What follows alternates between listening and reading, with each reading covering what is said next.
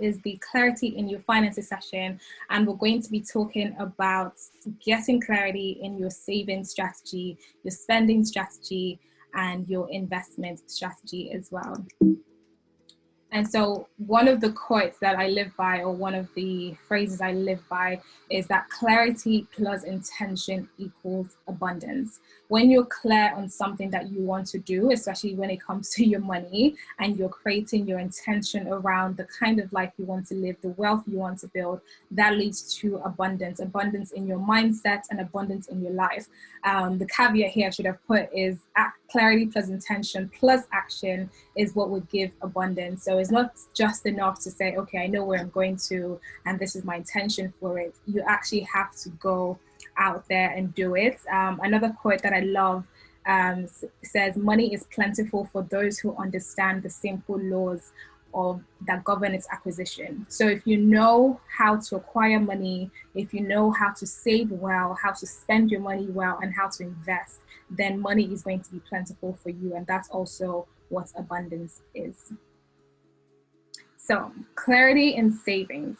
This one, I feel like, is one people always just skip over savings when it comes to personal finance for some reason. Everyone just think like, oh, I already know how to save. I've been saving from the beginning of time. I save every month. And I always ask the same people, I'm like, okay, so you know how to save, you have savings locked down, but why are you still broke? At the end of every month, why are you still looking for paycheck after paycheck? If you actually had clarity in your savings, then you should get to a point whereby you're not waiting on your employer to feed you every single month. You're not sort of going, oh my God, is this still the 25th day of the month? You are actively conscious of your saving strategy and your plan. And so that said, understand that saving money is very important. And I'll get into that as we go along. But saving money saves you, right? It saves you when you make bad financial decisions. It saves you when you get in some trouble. It saves you just time. And there's a phrase that I had to ask me for permission to use, but I said, I want to get to a point where I have fuck you money in my savings, right? And what that really means is when you're doing things and people are annoying you, or you just feel like, I don't need to be here, or your employer is telling you, oh, you need to come in on Saturday or Sunday, you're just like, screw you, I have enough money to decide that I don't want to do this anymore. And so having that clarity of how much you should be saving and what you should be saving, it makes you bolder. It makes you live an audacious life because you can afford to do it, because you have money in the bank. And so all of that said, saving money is important, but saving time is the most important thing. And that's because as young people, especially, we're very driven by energy. Most of us are super motivated and have high energy, and we're doing all these things and running around, trying to fulfill our dreams and our passion.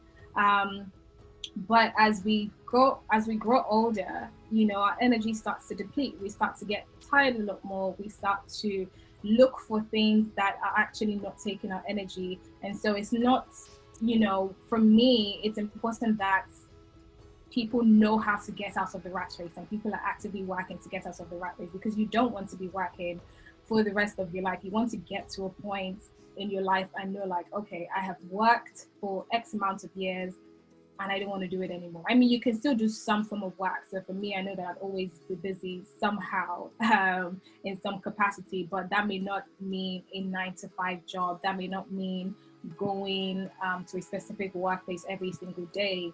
But, I know that I'm working towards time freedom, which for me is financial freedom.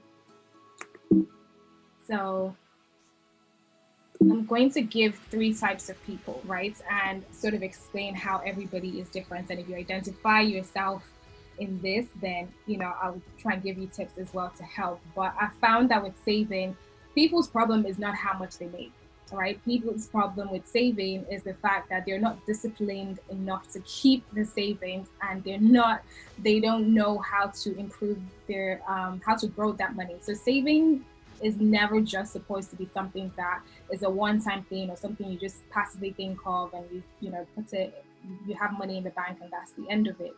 But saving is something that you want to consistently be working on and have it at the forefront of your mind, so that you are working to make more money for yourself. So you want to use your savings to actually grow your wealth and grow your money. So let's go through these three people and see which one of them that you might be.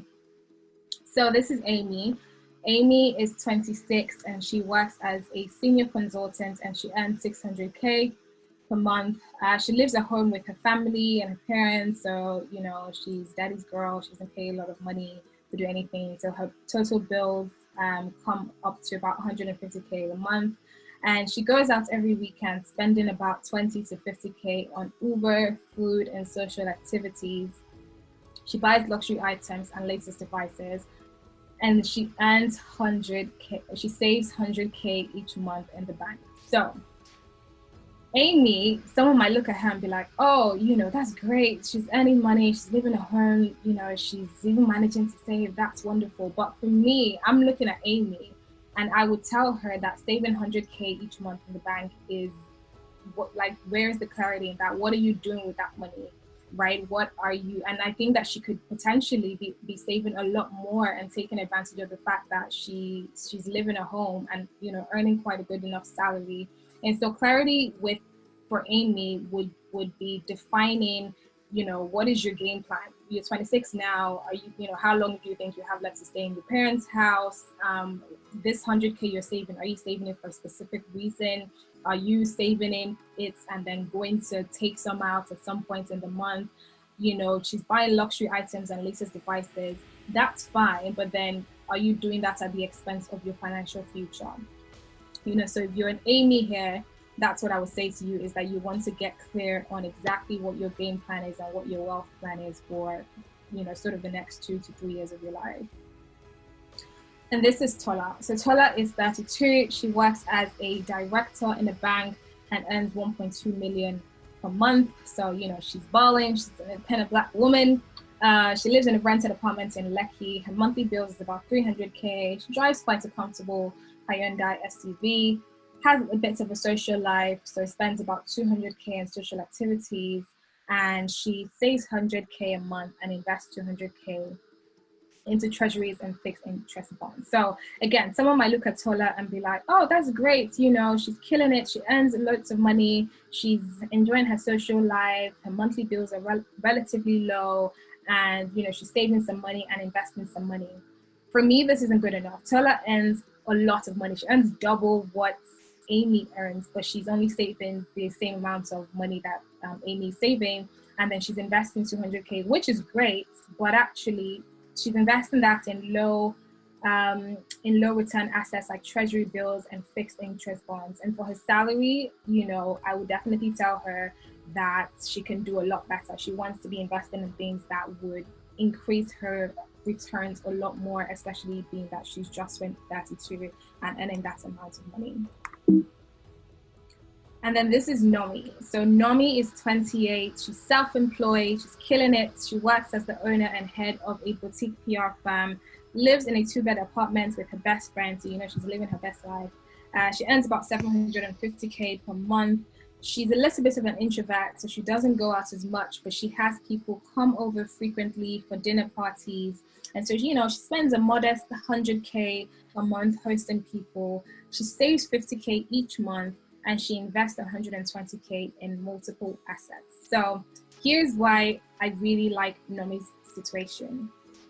She, you know, there's nothing wrong in, of course, spending money that you earn, but, you know, she has found that instead of going out and probably, I always find that when people go out, they often have to spend a lot more money, but instead she's hosting people at her house, which makes her budget cheaper. So she's spending less money, and then she's saving. You know, you might look at that and say, oh, but she's only saving 50K. Yes, but she's investing 120K into multiple assets. And this is very important when you're getting clarity on your savings, because like I said before, your savings is not supposed to just do nothing. Your savings is supposed to have a purpose. So that 50K that she's saving might just be for, like, you know, her holiday in 3 months' time. But what is most important here is that she's investing 120K in multiple assets. And multiple assets include like a Greek or shares or bonds or, you know, treasury bills still, but she is not just putting it in low return assets. She's also putting it in assets that can grow her savings. So we want to understand the difference between value and price, which is so important generally in personal finance. And let me explain what the difference is. So this quote is by Benjamin Graham, and he says, price is what you pay, value is what you get. Price is something that you give to a seller. It is what a seller is asking for for their goods or service, whereas you are the one that allocates a value to it, or, you know, you get the value out of it, and you can assess if it's a higher value than what you paid for or a lower value than what you paid for. So let me give you an example. An online course. You have an online course, say it is 30K. Someone might look at that and go, oh no, that's too expensive. I can't afford that. I don't want to pay for that. What is it, you know, what do I stand to gain in that online course? And so for them, that price is high. But what they've forgotten to take into account, and a lot of people forget to take into account, is actually the value. So the value of that online course is actually a lot more than the price, because that's getting you into a new job, and it's getting you into more opportunities that are that probably, you know, would pay for that online course multiple times over. So when you're assessing decisions, especially when it's time to be putting money towards saving for something specifically, assess that through the lens of what is the price of this versus what is the value I'm going to get out of it. Okay, so to wrap up with savings, these are the three things that I'd say that you want to take out of this session: is get clear on your saving system, goals, and your process. So for example, this is a system that you can choose to adopt. You know, you're automating your savings directly from your current account to your savings account, which is 10% of your income. If you're Christian as well and you tithe, that's 10% of your tithe as well. And then you can have another 10% to your investment account and 5% to your emergency fund. And I mean, in an ideal world, it would also be 10% of your emergency fund. But because you know, we're young people out here, we have a finite amount of money, we can do 5% for now. And then, you know, you want to increase this as much as you can, but that is your system of saving. So when people are asking you like, oh, do you have a saving system or strategy? You can be like, oh yeah, I just chuck some money in at the end of the month, or I just put in like 20K whenever there's money lying around. It's like, no, you have a system that you do every single month. And then it's very, very, very important to have goals allocated to your savings. It's not enough to just say that you're saving. It's like, what are you saving for? And I found that a lot of the reason why people dip into their savings is because they don't have goals allocated to their savings. You're just saying like, oh, you know, Bukiie said we should save, so I'm just putting money away each month. It's like, no, because at the middle of the month when you spend all your money, or you're getting close to spending all your money, if you don't have goals attached to your savings, when you run out of money in your current account, you're just going to go, oh, it's fine, I have extra money, so I'm going to go and dip into it, right? That's what a lot of us do. But if you have goals allocated to your savings, if it's day 15 that you finish all the money in your current account, you'll be looking at yourself and be like, okay, then I'm just gonna sit at home and eat noodles. That's it. Because otherwise, if you're dipping into your savings, then you're dipping into your holiday fund, or you're dipping into your new car fund, or you're dipping into buying a house or investment property, you know, and that's not what you want to do. So that is, for me, the biggest motivation with savings, and that is just getting very clear on what I want to be doing with every money that I'm saving in the bank. And then have a process as well for tracking your savings, right? So you have your system and you have your goals, but to make sure that you are consistent, especially with that, you want to have a process. So for me, my process is every last Sunday of the month, or every 28th, assess if I've met my goal for the month, and if no, how I'm going to readjust it. So I sit down and say, okay, for all these different areas I want to save for, I'm saving for a holiday, or I'm saving to buy property, I'm going to look at that every single month and say, did I put enough money in there, or do I need to readjust? If I need to readjust, that means next month I might have to reduce my self-care budget, and I might, you know, have to cut down on groceries. But I'm doing this you know, before the month ends, because I find that when your salary comes, right, everybody already knows, okay, salary is coming in 2 days. I'm going to spend it like this and like this. And it's like we've already divided the amount of money in our heads, and you have like 12 different ways you're going to spend it. And so you're just waiting for that money to drop. And once it finally drops, you've spent everything. And then it's like day 10 of the month, and you're thinking, yeah, I forgot that I have to be saving for, a holiday in 2 days, or, I have someone's birthday that I wanted to buy something really nice for them, and I forgot. And so you're just thinking, I don't know how I'm going to do it. And this is how people just sort of fall off track with their saving goals, right? So you have to have a process to track your savings and make sure that, you don't get to the end of the year and you're thinking like, what even happened to that holiday? We've been shouting holiday since. Where's the money for it? It's like, if you didn't save for it, it's not automatically going to be there, right? So make sure that you are having a process. I'm just quickly going to turn on the light so you guys can see me properly. Okay.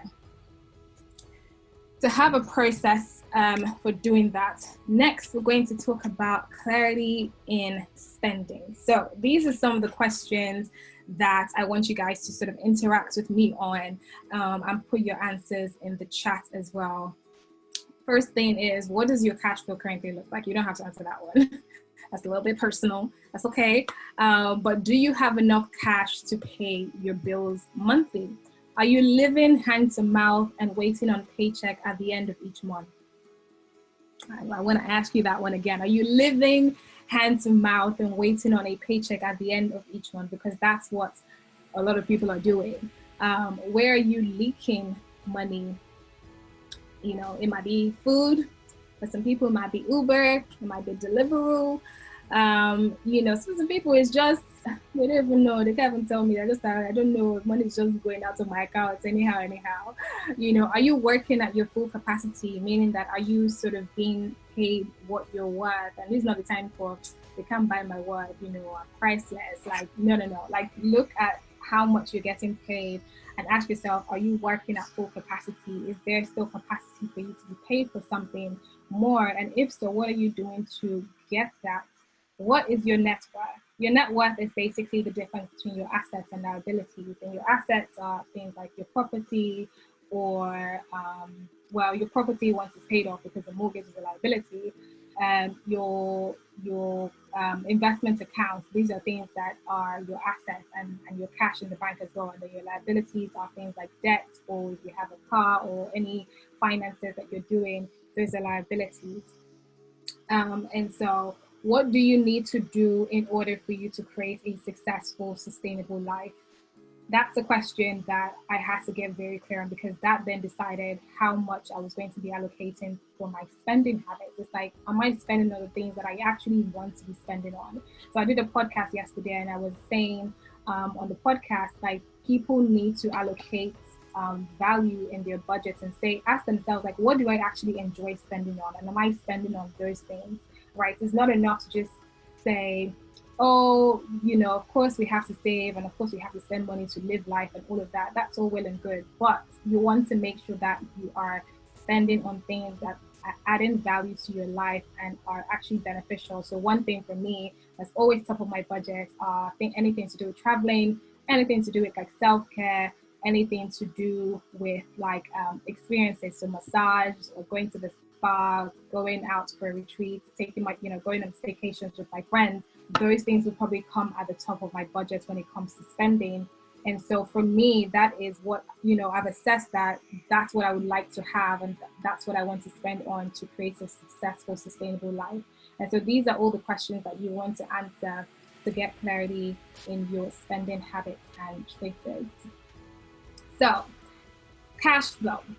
How many people can tell me the specific amounts? And I want you guys to put this in the chat. If you can, just say yes. If you can, just say no, or put a thumbs down smiley. But how many people can give me a specific amount that they know that they spend on transport or food or bills every single month? Like you know that at the top of your head. You're not having to go and think about it. You're not going to have to go and look at your bank statement. You already know that. So I'm going to give everybody a couple of seconds just to put your answers in the chat. If you know what your cash flow is if you know how much you spend on transport, if you know how much you spend on food, off the top of your head.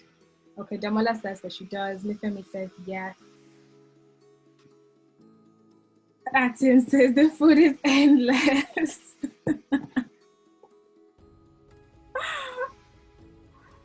Okay, yeah.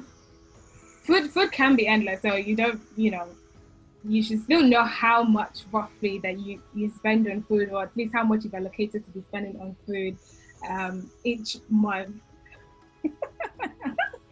Okay, she said she's not going to say. That's fine. But yeah, cash flow is something that everybody needs to get a good grip on, because essentially that dictates everything in your personal finances, right? How much are you spending versus how much are you getting? Majority of people have, just have one income, many outgoings. And if you're blessed and fortunate enough to have a side hustle as well, then that is great. But it's important to know your cash flow, because again, the problem with money and people is not that people don't have enough money, is that people don't know where their money is going to. And so you find that even when your income increases, your expenses increase as well. And so you end up at the same place that you were last year, like you're still broke. So people be like, oh, but you got promoted now. What do you mean you can't afford a new car? You're just thinking like, what does that even mean that I can't afford a new? Like at this point in my life, I have a new job, I'm earning well. So why am I still at the same point I was 6 months ago? It's because you're not managing your cash flow. It's because you're increasing your income, and therefore you think that you've arrived and you should just increase your expenses, which you should not do. I mean, again, it's okay to spend money, but you just need to understand how your cash flow works and understand, this is how much I'm getting paid in my salary, this is how much I'm saving, this is how much I'm spending. And you're spending on the things that you want to actually be spending on, the things that you care about. Okay, and I love this this gift because knowing your numbers is important. Are you this guy? Right? Are you this guy that if I'm asking about how much you're spending on food or transport, you're thinking, okay, let me add this one, and do you actually know your numbers? Because knowing your numbers is so important when it comes to personal finance, not just your numbers in how much you make, because everybody knows how much they make, but more importantly, how much you're spending and how much you're investing.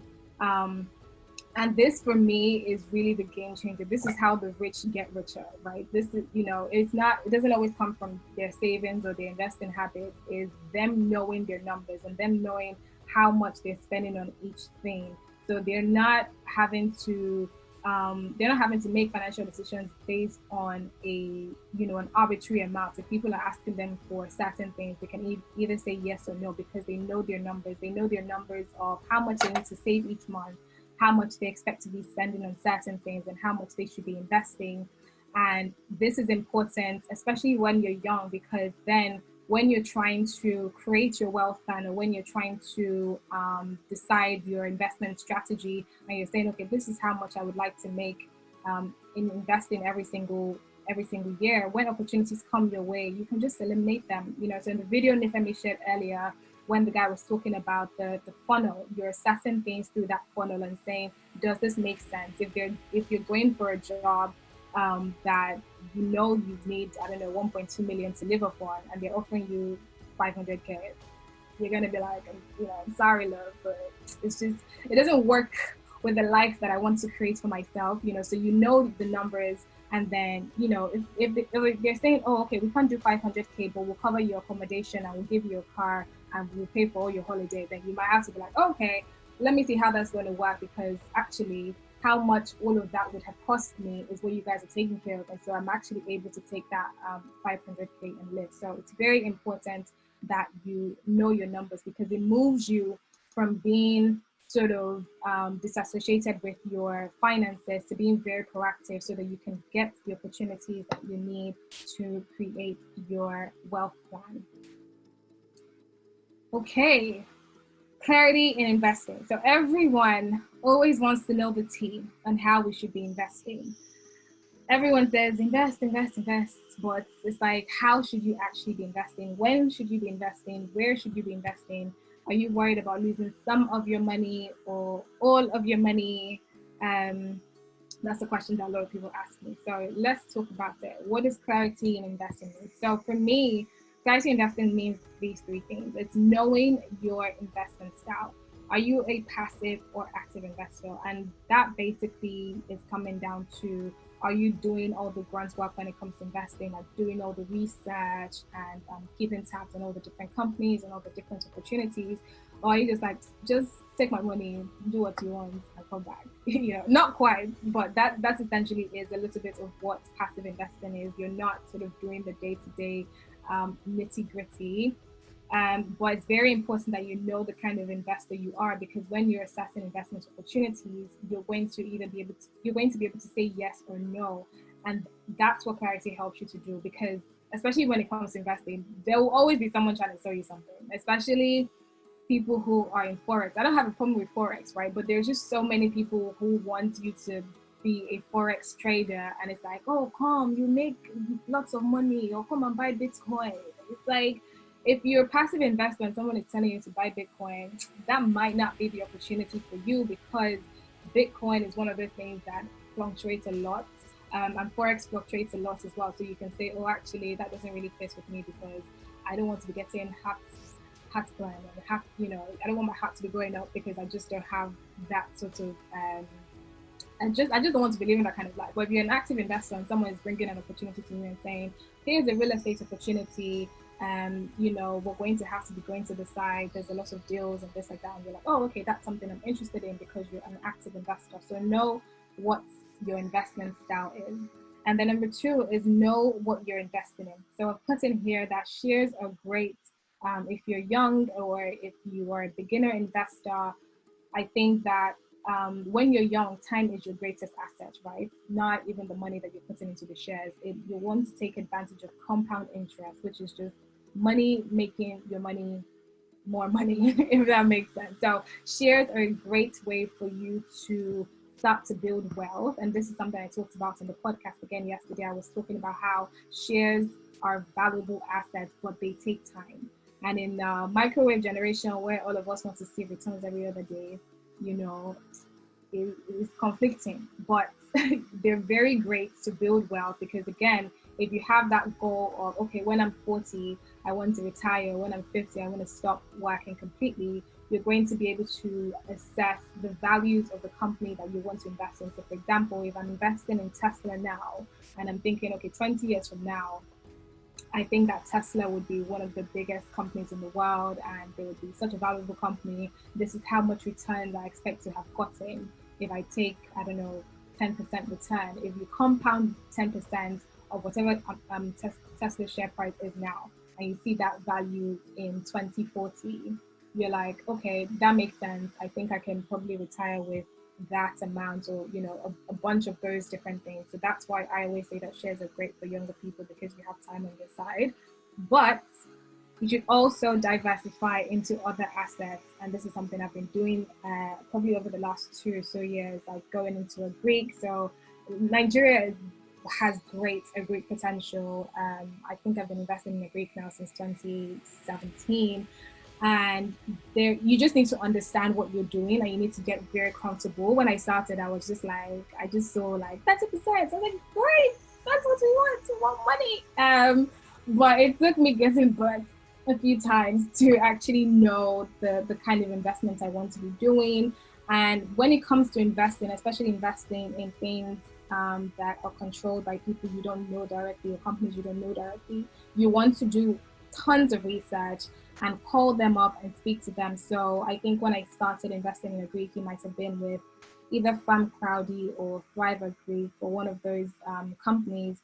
And even from here in the UK, I just called them and I sat with whoever it was on the phone at that point for close to an hour, just asking them every single question, like, in the event that two people can't pay me back, what am I right? When you say 35%, do you mean like 35, or did you mean 3.5, or is it 30? Like, are you going to take some fees? Is it 31%? Just getting very, very comfortable.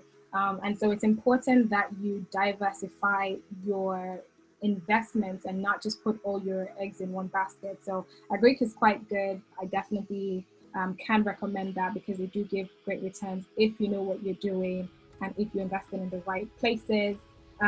Bonds are also great just because they are quite safe assets and they're backed by the government. And then real estate as well. And a lot of people always think like real estate and think, oh my God, that's such a that's so long, or something that I have to wait until I'm 30 or till I've blown, or to make it. But these days there's so many real estate things that you can start to get involved in. So something I started doing again in 2017 here was there's a crowdfunding real estate platform. So I buy a piece of a house with like hundreds of other people, right? And I think you can sell your shares and stuff like that, or you can increase it. So even if I didn't own a house, I own like, I don't know, 2% of a house. And if the people that own the other 19% decide to sell to me, then, oh, look at that, I have a property. I know in Nigeria, I don't know if there's a crowdfund in Nigeria, but there are different things like that that don't involve you owning a piece of land directly. You can buy with a couple of friends. In some instances, they're like exclusive investment clubs that allow you pull your funds with other investors as well if you want to invest in real estate.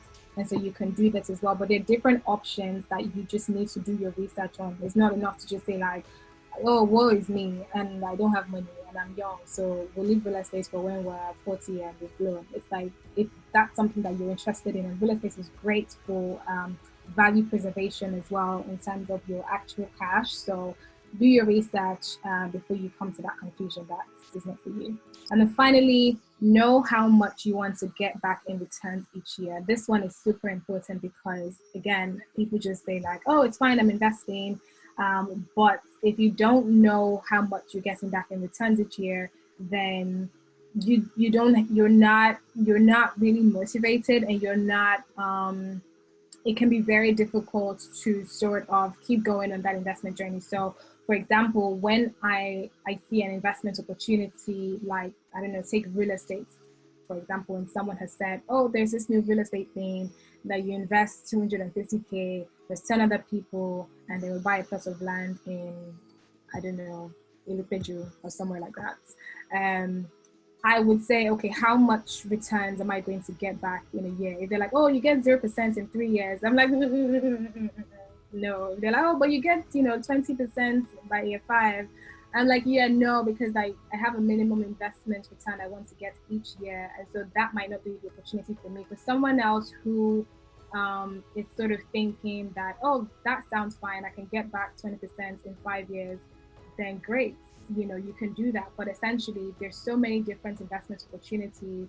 And what you don't want to do is tie your cash down into something that is not producing as much as something else could, right? So if I had taken that opportunity, for example, and put in 250K, and someone else came with an Greek investment opportunity and said, oh, if you invest 250K, you get back 25% return. That's 25% return I could have gotten if I didn't invest in the other thing. So know how much you want to get back. And again, these are the questions that you're asking when you are investing. So when you're going through agricultural or even mutual funds and things like that, you're saying, does that fit in with how much you want to get back? And ideally, you want to reinvest those amounts anyway. So it might not make a marginal difference, but if you're someone who needs that extra income, or you included investment income as part of your income strategy, then that's something that you want to take very seriously, because obviously that would also affect your budget going forward. And so active investments, I'm going to give an example of an active investment strategy. So if you're an active investor, say you're investing 150K each month, 80K of that is going towards a Greek, 50K is going towards the stock market, so you're buying shares, and then 20K is going into mutual funds. And what that means essentially is that you are diversified and you're active because you're looking for opportunities within those sectors as well. And then you're saying, okay, I want to make at least 25% in all of those things in a year. And to do that, you need to stay up to date with all the news, and maybe sign up for a couple of personal finance newsletters, or any sort of magazines or newspapers that are that are, involved with your investment portfolio, right? And the thing with being an active investor is that a lot of the companies that you're probably investing in, or a lot of the opportunities you're investing in, are things that you use or you come in contact with on a daily, weekly, or monthly basis. So if you are investing in rice, for example, within agricultural, and all of a sudden there's a rice shortage in Nigeria, the bells are going to go off in your head and think, what's going to happen to my investment portfolio as a result of that? How is that going to affect me? You can make very, very quick decisions. So active investors, when coronavirus hits and everyone was selling their shares and being in lockdown, active investors would have gone, do I keep my shares? Do I sell my shares? And what you're looking at that point is the company, right? You're looking at, do I think this company is going to be able to withstand this period and potentially come out better? So lots of people, for example, bought like Tesla shares because they went down, but they're betting that Tesla is going to rise after COVID, which you may already know that they had, or even just long-term thinking that, okay, I want to hold Tesla for at least 5 years because I believe that is the future of cars. And I just think that, a lot more people are going to want Teslas in the future. So they decided to buy. So your investment strategy is very much, you're very much dealing with it on a day-to-day basis or week-to-week basis, really. But you're not sort of just being like, oh yes, I'm investing in shares, and then you just sit back and then you do nothing, right? So even if you decide to be a passive investor, which you can do, and you can pay people, fund managers and brokers and things like that to help you manage your investment portfolio, you can do that, but you still need to be aware of what is happening in the market, but less so than an active investor. Okay, so in conclusion, when it comes to investing, I always say to people, don't worry too much about the, saving the size of the pie, i.e. how much you make. Like, don't focus on that. Focus instead on increasing the pie. Focus on, thinking aggressively about your investment strategy and making sure that, being young is a great time because you can take advantage of time. And so you want to look for investments and assets that would give you really, really high returns. So regardless of how much you earn, just think, okay, I want to be making this amount back in returns, or I want to be investing in, these types of companies or these types of assets. Okay, we're going to move on now to the next section. But before I do, I just wanted to stop quickly and ask if anyone had questions about investing. Oh, I don't know, we're going to take that idea on. We'll take them now and take some at the end of the session. Okay, let me just jump right in. I've got a question. Well, this is kind of nice. Can you hear me? Mm-hmm. And this is kind of like Nigeria specific, where when we're saving or even trying to invest, your money is not even protected. So we know everything that's happening now. The dollar and the pounds, like they're just running away, and your naira is becoming as useless as, I don't know. Yep. So given that, even if I invest in bonds and stuff, how do I protect my money? Do you understand what I don't know if you understand what I mean, like the inflation and everything. Yeah. How do I protect my money such that in 2 years or 3 years, I'm still getting the value of what I've invested, even with the compound? Because I know that earlier you've spoken about compounding and stuff. So really, it's just if I were to invest in Nigeria now, how do I protect my naira? That's a good question, and again, this is probably one of the things that you may not even need to ask companies, right? But for example, when I'm investing in, just going to use Farm Crowdy because they're the only ones that are coming to my head, I want to ask them about insurance, just even preservation of capital. When it comes to preservation of the interest and the returns, that is very much dependent on the economy, and so your options really are limited in that time, which is why, again, one of the things I say is you have to diversify your assets, right? Because if you only had investments in shares, and companies' shares have taken a massive hit now because of COVID and the impact of COVID, then your investment returns will be directly affected, and there's really nothing you can do about that because that's an economic problem. But if you had some money in shares, some money in a Greek. A Greek actually did well, I think, at the start of lockdown, because people were ordering a lot of food and things like that. So a Greek would have gone up. And then if you're also invested in like real estate is a good preservation of cash and capital and value. So sort of, I mean, I don't want to say it doesn't have anything to do with the economy, because of course that does affect house prices and values and things like that. But real estate can also preserve your cash. But a lot of investment opportunities is dependent on the economic situation. And so when the economy is doing well, generally your investments are doing well. But when the economy is not doing well, or when the world is not doing well, as you know, is currently happening with COVID, then that does take a hit to your investment. But when you're investing anyway, you're investing for the long term. So it's just one of those things you have to ride out. I mean, you might have goals that if you sort of said like, oh, okay, by the end of 2020, I want to take out this amount of money in Naira, and, you know, COVID hits, and therefore some interest or some returns in your money has been eroded, then, I mean, that's not a problem anybody could have seen. So neither you nor the company nor anyone really in the world could have predicted that. And therefore, as an investor, that's just one of the growing pains that you have to sort of live with. I know it sounds a little bit harsh, but really there's no quick fix, and there's no way around that. Investing is, you know, can be dangerous, because you win some and you lose some, but because it's long term, you're able to ride it out. So one of the things that I started telling people to do is that a lot of things are cheap right now, you know, in terms of shares or real estate or even some agri opportunities. And so you want to take advantage of the fact that they're cheap, because with investing, you're trying to buy low and sell high. And if you're thinking long term, you know, coronavirus is happening and company shares are falling, or, you know, agri might be falling, or real estate might be falling, and you're able to snap yourself a bargain. And, you know, when we're recovering from this, your investments as well will be recovering from it. And so you would then be gaining. So in the short term, you might have some losses, when the long term, you would have gains, and that's what you should focus on. Does that answer your question?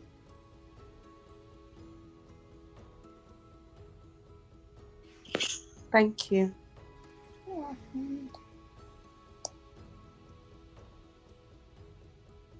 So I have a question. I think it's, first of all, I really appreciate that you broke down the percentages of how we should be saving or investing or thinking about it with emergency funds and things like that. I think a number of us that are kind of, well, I wouldn't say new, but are kind of getting the hang of saving and investing sometimes struggle with how to break it down. But then I also find that sometimes I feel like I don't want to say over saving, because that's not true, but I feel like there's a little tendency to say, okay, if I have this amount, I don't deserve to have all this amount in my account, even if 10% is going into savings, 10% is going into investment, and then 5% to emergency fund. So how do we, like, if you feel like you have an excess of money, Yeah, which is not even true, please, it's not.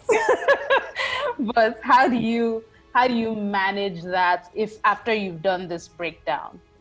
yeah, that's a really good point, actually. So everything still would go into the breakdown, but it just has to be specific for you. So I think it was last year, I was reviewing someone's bank statements. She had come to me saying that she was struggling with saving, even though she was earning a lot of money, and she was still finding herself broke. And basically what her problem was she was over saving. She had set herself this, I mean, it was very ambitious, but it was also extremely unrealistic, of saving 50% of her salary.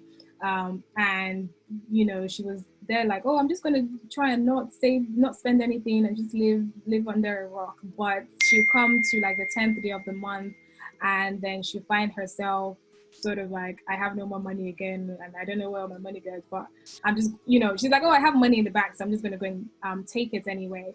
And so when I spoke to her, I actually had to say, okay, your 50% is not doing anything for you. It's nice to say that you're saving 50%, but you're not really saving 50%. You're probably saving like 5 or 10%. But what if you cut that down to 30%, so that you actually have more cash to spend. Or if you, or even with that 30%, if you still think like, okay, I still think that's too much, I'm like, okay, then save 10% and then invest 20%. And so that money is not even coming into your frame of mind in terms of thinking like, oh, I just have a lot of money sat in the bank. Like you're putting it to use. You're actively looking for, how can I put this money to make more money? And so one thing that she did actually was, she had a couple of friends that were starting a business and they were sort of looking for capital. I mean, she wasn't rich and she didn't have a lot of money, but she was able to contribute towards the money that they needed for funding and get back a specific interest rate on that. And that was how she was able to sort of deal with her problem, because for her, she just was seeing the money all the time in her bank account and just being like, okay, I have this money here and I'm saving 50%, so I can just take it out. So she needed to cut back on her savings and then get comfortable with actually how much she needed to be spending on each month, and then sort of redeploy the other amount of savings towards investing and getting back a return. Does that answer your question? Yes, and I have one more question before you move on. Okay. Because initially when you started, you were talking about saving for your kids, grandkids, and sometimes I feel like if they're not in front of you, you're just like, okay, whatever, take care of yourself. But how do you, like, looking at this breakdown? Yes, in terms of putting money towards something, I feel like when you can't see it, it's a little difficult to do. So are there any tips you could give? Let me not say to children, to grandchildren, because children are closer.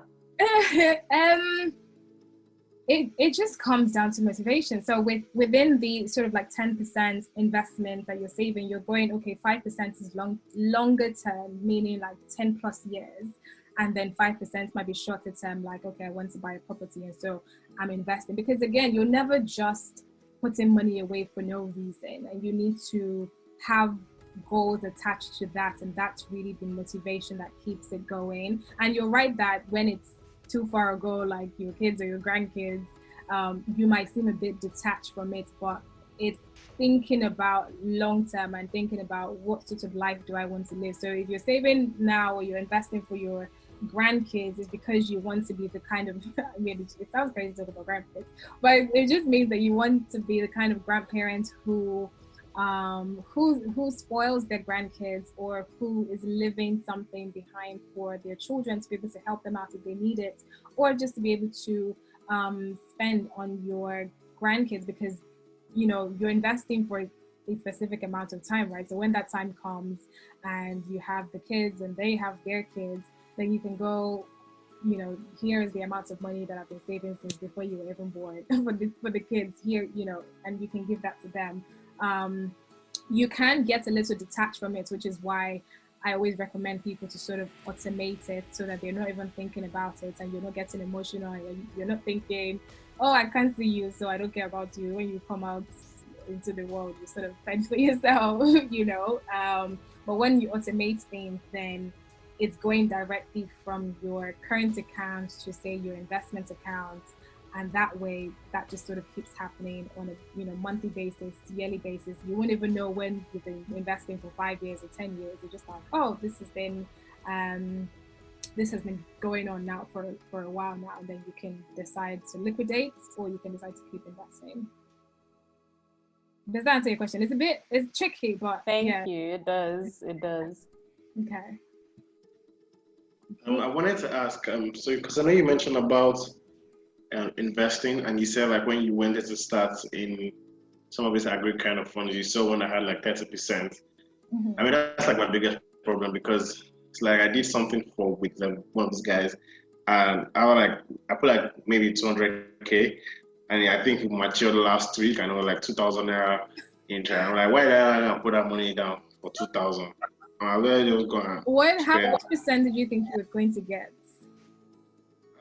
Well, that's my question though, because it's like, how do you look at these things as a novice? And I don't know if there are tips, but like, how do you look at this and say, okay, this checks, this doesn't check, this doesn't check. Yeah. Because it can just get a bit overwhelming and sometimes discouraging when you get your interest. I'm like, why would I keep 200K for 4 months and I'm only, or like even 8 months, I only get 2,000 naira back. Yeah. So it is tricky, and that's why I was talking about in the beginning when I said like I got burnt, because I had done that when I started off, and I very much quickly realized like, okay, I need to know exactly what they mean, because sometimes they might say, you get 10%, but the 10% is for 18 months, and so when you actually break that down, that ends up being like, I don't know, 2% for 6 months or something. So that's probably how you manage to get your money. But for me, what I do is now I have a proper investment checklist that I can probably send around if you guys want it, that sort of, before, if I'm investing in something new, so I'm investing in a new agri opportunity, I would go through that checklist, and that checklist sort of goes through like, do I understand what the business does? Do I understand how they make their money? Do I know the management team, or who are the people running it? Have I spoken to them before? Are they contactable? Do they have credibility? What are their reviews like? You can go online, or you can sort of speak to people. So sometimes I would like go on their Twitter page. Sometimes I do the most when it comes to investment because I just don't play. But I would like go on, their Twitter page and see a couple of people who have like sang their praises or gone like, oh, this platform is great. And I'll just like message them or DM them and say like, hey, I actually wanted to invest with these guys. Is it okay if I ask you a couple of questions about like your experience and things like that? And this is how those sort of problems that you're having would have been revealed. Like someone would have told you like, oh yeah, like, they give 2% returns for 6 months. But if you invested for longer, then, you could have gotten 10% or you could have gotten 20%. And then as a final step, I don't always do this, but I try to do this as much as I can, is actually calling them on the phone and just saying, as I'm giving you my 100K, you're telling me I'm getting back 10 or 20%. That means I'm getting back 120K. Is that correct? And if they say yes, double check, triple check, make sure that they're agreeing. They're like, yes, Bukola Smart, if you give us 100K, you are going to get back 120K after 8 months. I say, okay, I'm going to make the payment now. Sometimes I stay with them on the phone and I'm like, okay, I have deposited 100K. So you're telling me now that, on July 22nd, I'm going to get back 120K. Like, yes, you get it back at that specific date. It's okay, cool. But you have like beginner's mistakes that you learn from, and that's sort of what I've been doing over the last years. But yeah, I do the most. I think it's helpful, but I definitely do the most. Yeah, thank you. Okay, anybody else have any questions, or shall I move on? Any question? I think we can move on. Okay, cool. So this section, it's just a short one, and I think it just really sort of paints the overall picture of living a more intentional and well-examined life, of which money definitely has a part to play in making sure that you're living good and you're eating good and you're sleeping good. So the first thing that I would say is, when it comes to living a more intentional life, you want to define the type of life you want to live. So what exactly does that look like? Where is it? Who is in it? And this is important for, I think, everyone to sort of sit down and do, and sort of like reflect and journal and really think about your life, at the end of the decade, probably to start with. It's like in 2030 or in 2029, where are you going to be? Are you going to be in Nigeria? Are you going to be in London? Are you going to be in a different city? Where is your life going to be? What does that look like? What sort of job are you going to be working on, right? What is your role in that job? How much are you going to be making? And then also, who is in your life? So for me, one thing that I've tried to do this year is be specifically intentional about building relationships and building networks that are going to help me probably within the next 10 years, grow me exponentially over the next 10 years. So I'm identifying people that are around me, not even necessarily people I know, just people that I sort of admire or have been watching for a while, and saying like, when I'm, in 10 years from now, I want to have them in my life. And so how do I sort of position myself for me to be valuable to them, so that it's not like I'm just going to go and glean and glean and glean and that is all, but also how do I build myself up and build my own skills so that they also want to be in my life. So it's important to define the kind of life you want and who is in it. What sorts of relationships do you have? So for me, it's important that I have a significant amount of people who are at least 10 years older than me, who can look at me and go like, oh, this is how I would have done things at your age, or this is how I would have done things 10 years ago, and these are the mistakes I made, don't make them. So define that. And then number 2 is define what wealth means to you. So at the start, I said that for me, wealth is freedom, time freedom really is what I define as financial freedom, because I'm able to do what I want to do, when I want to do it. And I'm not sort of constrained by, I can't afford that. Like I hate that word, I can't afford that. It just irks me, right? Because I believe that God called us to live a life of abundance. And to do that, there's certain things that I need to be able to do without my employer telling me I have a call at 9 a.m. in the morning on a Saturday. So define exactly what wealth means to you. Define how much you need to make to live the life you want. And this one is a bit tricky. And I was also explaining this on my podcast yesterday, that the goalpost always moves, right? The goalpost is constantly shifting. Last year, I thought I wanted to be making X amount of money. And then when I started making X amount of money, I was like, oh, it's still not enough. When I start making this amount of money, I'd be in a different place. But the goalpost is constantly shifting because you yourself as a person, you're growing. So this time last year, I hadn't started a Dyer house. I wasn't invested in it. This time, this year, I've invested a significant amount of my wealth into it. And so the amount of money I thought I needed to live off on now has increased, because now I have more outflow. And so now I need more inflow. So, this will constantly change, but sort of have an amount in your head at which point you think that for your different passions and projects, and sort of maybe even any business that you might want to have that might come up, how much do you think that you need to make to live the life you want? And if you want to save a specific amount of money, then you need to work backwards to how much you should be putting away from today.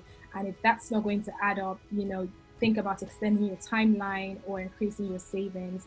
Or for me, the most important thing always in personal finance is looking for ways to make money, whether that is selling, products or businesses, or just even you yourself as a person being a brand that can make money. So people are hiring you for your mind. People are hiring you because of your ability to execute on a specific thing. And then the 4th thing is define exactly how you're going to do that. So again, this is something that you want to think about properly. So I put some examples in here. You can have, okay, I want to make 500K per month in my salaried employment, and then for my other businesses, which include speaking or selling products or consulting, I want to make 750K a year, and then investment returns, I want to make about 100K a year. And I've just caveated that to say it's recommended you keep reinvesting your returns, but of course, if you need the extra income, then you can take that out and add that to your income strategy. So this again allows you to evaluate opportunities. So when you're doing your monthly budget, so for me, I'd use myself as an example. If I'm doing my monthly budget of, okay, I know that I earn this amount of money from my day job, my salary, and I'm then also thinking, but I also want to make X amount of money from other things that I'm doing, right? Or this is how much I want to make in a month. And if my day job is giving me 70% of that or 80% of that, then it's up to me to go and look for the other 20%. And then I'm going to go, what can I sell? Who do I need to speak to? What do I need to do to make up this extra 20%? And I sort of put my tunnel vision on. I start looking around my house and start thinking, how many things can I sell on eBay to make up this 20%? Or, it might just be one consulting gig that I need to do, or one speaking engagement that I need to do, or one product that I need to sell. But again, I have the specific amount of money that is defined that I need to make each month. However I make it And then if I don't make it, then I know that next month we're going to eat noodles.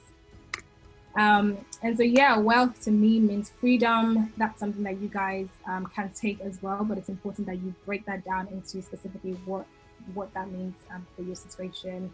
And this is a quote that Nifemi has, I think, taken from something I probably said.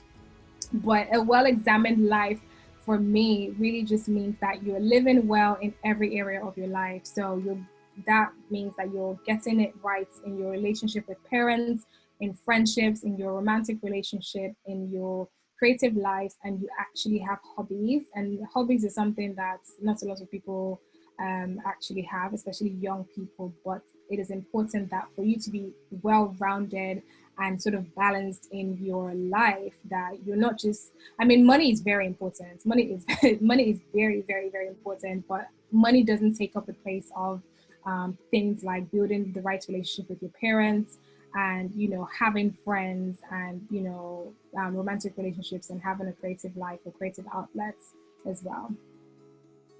And overall, have fun and keep chasing your dreams.